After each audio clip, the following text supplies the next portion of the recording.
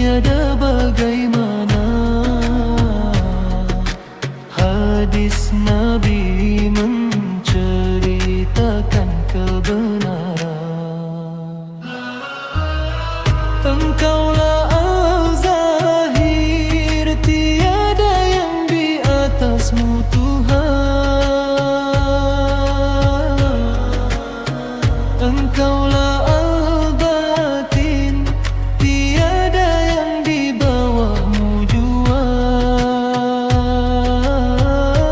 Tanda Allah tak bertempat pada kalian.